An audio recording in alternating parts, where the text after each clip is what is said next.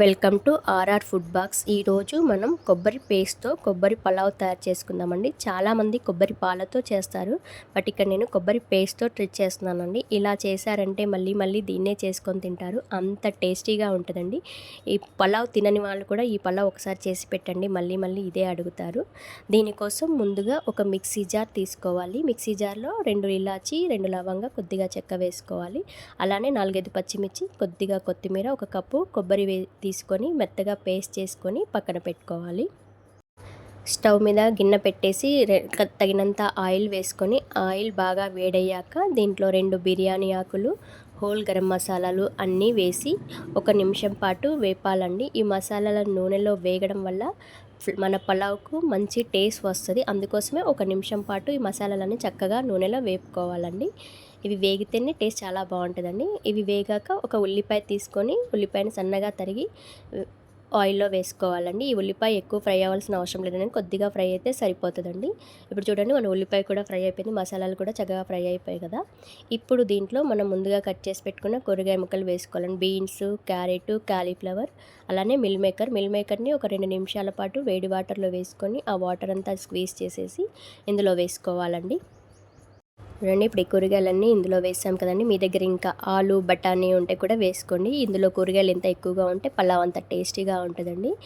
ఇవి ముక్కలు కలిపాక ఇందులో ఒక టీ స్పూన్ అల్లం వెల్లుల్లి పేస్ట్ వేసుకోవాలి. అల్లం వెల్లుల్లి పేస్టు ఈ కూరగాయ ముక్కలన్నీ చక్కగా నూనెలో ఫ్రై అయ్యేంత వరకు బాగా ఫ్రై చేయాలండి.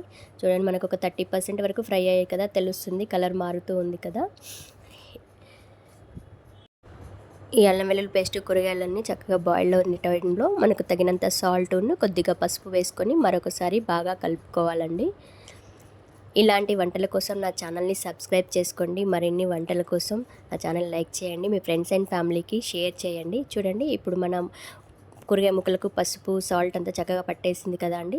1 నిమిషం పాటు మూత పెట్టి ఒక 50% బాయిల్డ్ అయ్యేంత వరకు ఉడకనివ్వాలండి. ఈ కూరగాయ ముక్కలు 50% బాయిల్డ్ అవుతే మన పలావ్కి టేస్ట్ చాలా బాగుంటుందండి. ఇందులో ఈ ముక్కలు బాయిల్డ్ అవ్వడంలో కూడా పలావ్కు టేస్ట్ అనేది ఉంటుందండి. వీటన్నింటికి ఒక ప్రాసెస్ ఉంటుంది, ఆ ప్రాసెస్లో మనం ఎంత చక్కగా చేస్తే అంత టేస్ట్ వస్తుందండి పలావ్ అనేది. ఇప్పుడు దీంట్లో ఒక టమాటా తీసుకొని సన్నగా తరిగి వేసుకోవాలి. నేను దీంట్లో పుదీనా పౌడర్ వాడానండి, నేను ఇంట్లో తయారు చేసుకున్న పుదీనా పౌడరు. ఈ పుదీనా పౌడర్ వేయడం వల్ల ఈ పలావ్కు చాలా టేస్ట్ వస్తుందండి.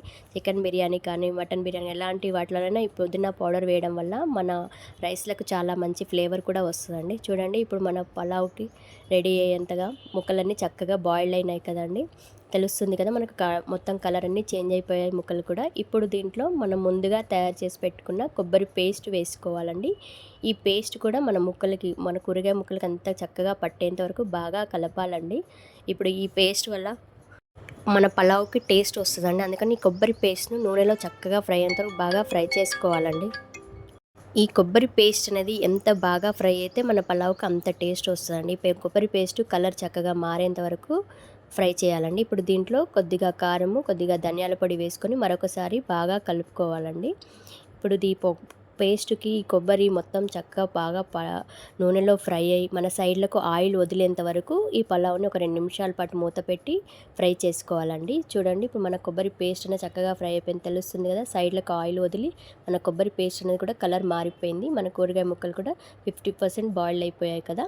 ఇప్పుడు మనకు కావాల్సిన టెక్స్చర్ వచ్చిందండి. ఇలా వస్తేనే మన పలావ్ టేస్ట్ చాలా బాగా వస్తుందండి. అందుకోసమని ఇంతవరకు ఇలా వచ్చేంత వరకు మన కొబ్బరి పేస్ట్ని చక్కగా ఫ్రై చేసుకోవాలండి. లేదంటే కొబ్బరి పేస్ట్ ఫ్రై అవ్వలేదనుకోండి, మన పలావ్ టేస్ట్ అనేది రాదండి. ఇప్పుడు దీంట్లో మనం 1 గంట సేపు నానబెట్టుకున్న బాస్మతి రైస్ వేసుకోవాలండి. ఈ రైస్ ఇప్పుడు వేయడం వల్ల ఏంటంటే మన పలావ్ అనేది పొడి పొడిగా వస్తుందండి, ముద్ద ముద్ద అవ్వకుండా చక్కగా పొడిగా వస్తుంది. అందుకోసమని నేను ముందుగా రైస్ వేస్తున్నానండి. రైస్ వేసి కొబ్బరి పేస్ట్ అంతా రైస్కు పట్టేంత వరకు నిదానంగా కలపాలండి. చాలా స్పీడ్గా కలపకూడదండి, ఎందుకంటే ఈ రైస్ బాస్మతి రైస్ కదండి, విరిగిపోతుంది. అందుకోసమని నిదానంగా కలిపి ఈ మసాలా అంతా వీటికి పట్టేంత వరకు కలపాలండి. చూడండి, మన రైస్కి మసాలా అంతా పట్టింది కదా, మన రైస్ కూడా కలర్ మారిపోయింది, తెలుస్తుంది కదా. ఇప్పుడు దీంట్లో మనం 1 కప్పు రైస్కు 1.5 కప్పు వాటర్ వేసుకోవాలండి. ఇక్కడ నేను 3 కప్స్ రైస్ తీసుకున్నాను కాబట్టి 4.5 కప్స్ వాటర్ వేస్తున్నానండి. మీరు తీసుకునే క్వాంటిటీని బట్టి వాటర్ వాడండి. నేను ఇప్పుడు దీంట్లో 4.5 కప్స్ వాటర్ వేసాను. ఇదంతా ఒకసారి బాగా కలుపుకొని ఈ స్టేజ్లోనూ ఒకసారి సాల్ట్ చెక్ చేసుకోవాలండి. ఇప్పుడు ఈ రైస్ మొత్తం బాగా కలిపి మరొక 2 నిమిషాల పాటు ఉడకనివ్వాలండి. ఇది ఎంత చక్కగా పొడి పొడిగా వస్తుందో చూడండి. ఇప్పుడు చూడండి 2 నిమిషాల పాటు మూత పెట్టి ఉడకనివ్వాలి.